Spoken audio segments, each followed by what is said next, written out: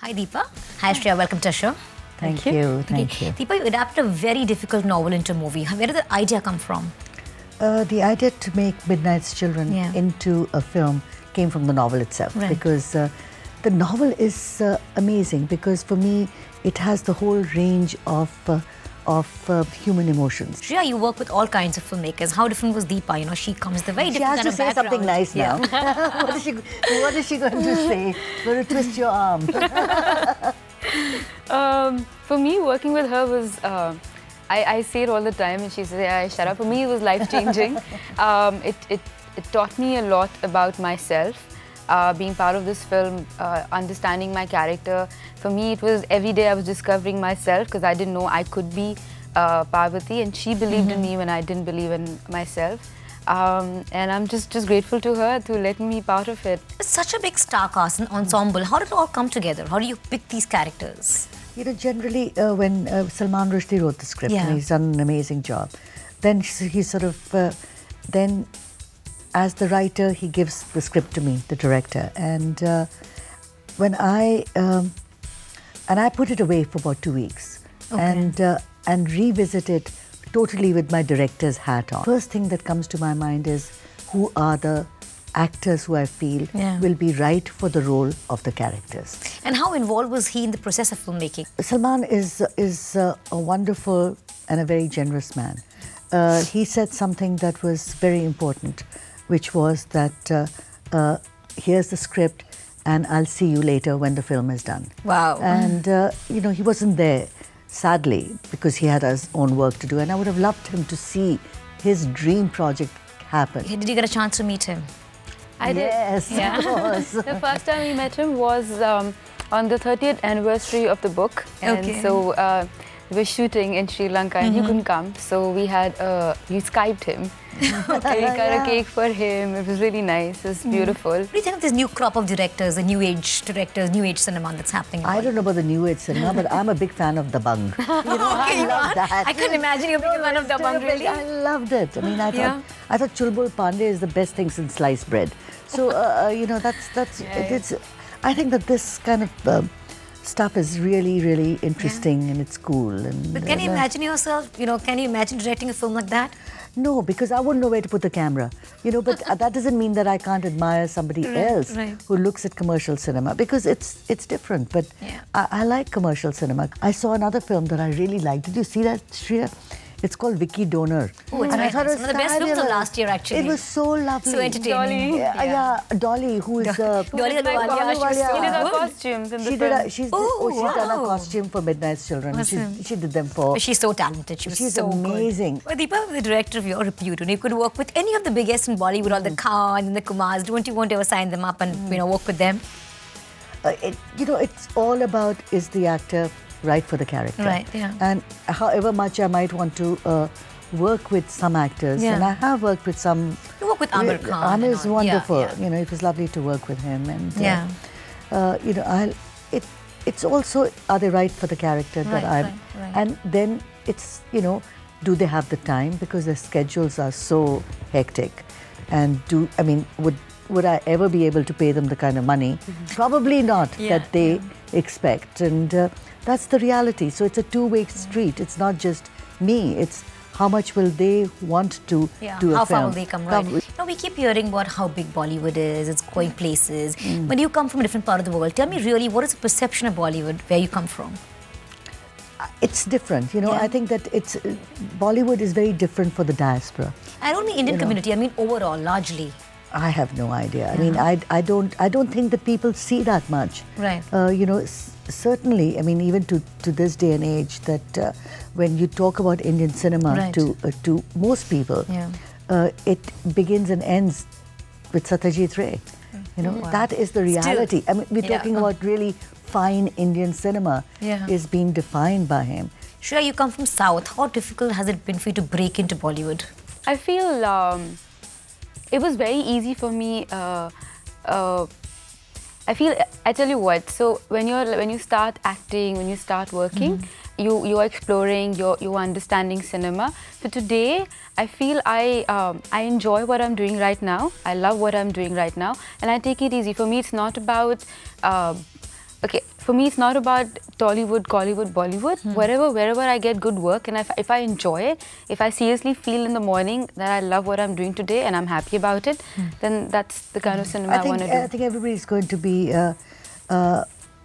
you know, there's some films, and that's the reaction that has been in the West, who have seen Midnight's Children, is that they're completely blown away. And I'm talking about your white mainstream audience by Shreya's Take Her on Parvati.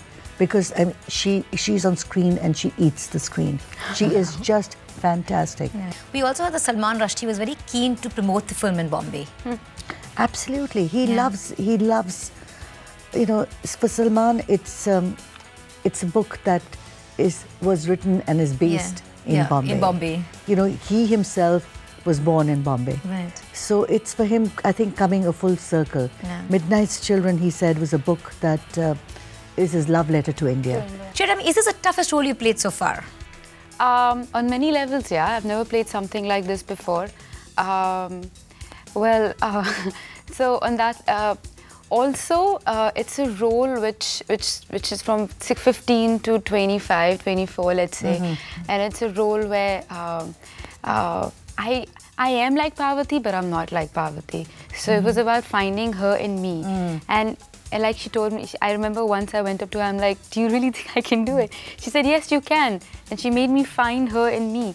And the funny thing is, we have so much in now that we don't even know. So finding that in myself was a wonderful journey. Deepa, most of your films have the very, very strong women-oriented subjects. The women play, they're very strong characters, right? But a lot of people have the opinion that our Indian cinema and our television soaps, they show women in a very aggressive fashion. What do you think about that? You know, the portrayal of women in our kind of, I think that in this medium. You know, I'll tell you something. This is a patriarchal society. Where, you know, where even the unborn girl child is not wanted. You know, so we have to get realistic about it. So it's a question of time. I think that the awareness that's being created, because it's so deeply ingrained in our society about the male child, the male, you know, adult, the male juvenile is somehow better than the woman. So, you know, I felt very strongly about it, but I think that things are changing and it'll take time. So let's encourage men to think differently. You have to change the gaze of the male. And it's the mindset. And in fact, mothers have to are the ones who should be taught how to behave, how to tell their children, male child, to behave. That's a very important time. Shreya, do you also feel in the industry that it's very male-dominated? Like a lot of actors say, yeah, it is a very male-dominated industry. Yeah, I mean, without a doubt. But yeah, you have women directors now. But I would say, yeah, like for instance, when we were doing Midnight, we had loads of women on set, like costume to set, to even someone who was carrying a camera, which was the heaviest thing. Was a lady. Was a lady. Yeah, first AC was a woman. You know. All of them. So there were loads and loads of. You look around and it's just women around. it's a really nice, relaxing set. I'm not saying that men around is not. Even they are. It's good to look at men, but it's just nice because they bring different sensitivity and different kind of work culture around. And I think it's important because then men learn how to respect women. It's very important. But yes, I mean, it is a male-dominated industry. I mean, the fact that men are paid more than women. A lot more, Really? No, we, as an industry, Indian cinema, I mean, we make such good movies, like you were talking about. Last year, there were such good movies, and, you know, we are growing as an industry. Yet, most Indian filmmakers really wait, you know, for that moment when they walk the red carpet at the Oscars. I don't know, do they? It's still like the big Oscar dream, you know? Because it's rare. It's rare, that's what happens.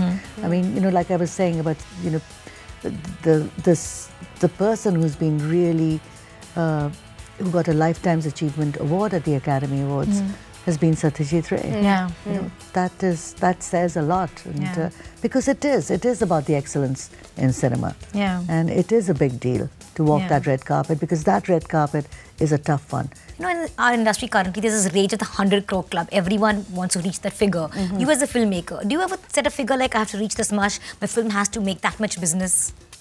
you know, that I think that what you're talking about is commercial cinema. Correct. Yeah. You know, I think that the reality is that everybody who's reached that 100 crore club has been a big Bollywood star. I mean, the film it couldn't be. Is it possible that a film like Kahani, which was a wonderful film, met 100 crore? You know, these are films with Akshay Kumar. They're films with the Khans. Yeah, exactly. Correct, I mean, it's a totally different kind of cinema. Right. So I think that would I like my film to reach the 100 crore?